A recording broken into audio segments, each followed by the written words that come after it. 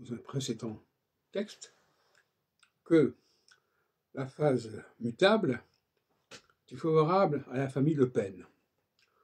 En 2002, Jean-Marie Le Pen est arrivé en deuxième position à la présidentielle, devançant les socialistes. Et en 2017, Marine Le Pen, sa fille, est arrivée en deuxième position, devançant Jospin. Et puis ça a été pareil en 2022, quand Marine Le Pen a devancé Mélenchon. Alors, les socialistes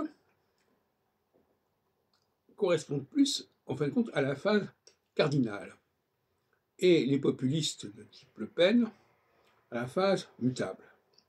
Voilà ce que nous donne les résultats prévisionnels des élections depuis 2002.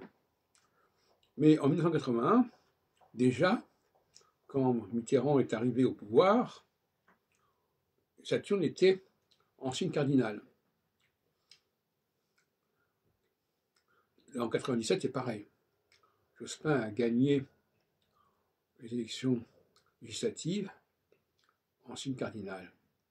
Il a perdu d'ailleurs en signe mutable 5 ans plus tard. Ça, c'est cette bonne guerre.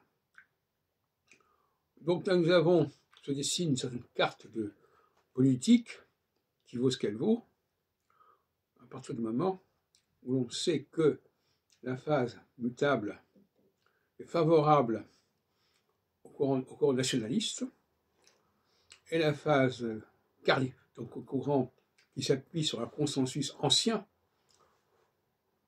et la phase cardinale, que j'appelle le Saturne cardinal, est favorable aux socialistes, qui sont des gens qui élaborent de nouvelles structures, un nouveau mode de fonctionnement.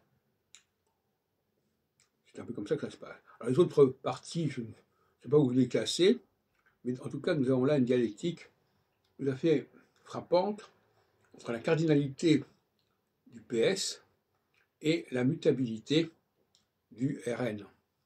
C'est déjà pas si mal. En ce qui concerne les prochaines élections, si elles ont lieu à ce moment-là, comme prévu, en 2027, eh bien, elles auront lieu en phase cardinale, et donc elles seront beaucoup plus favorables aux socialistes, et les gens du RN devraient avoir un score beaucoup plus faible que dans les autres configurations qu'on a pu étudier entre-temps.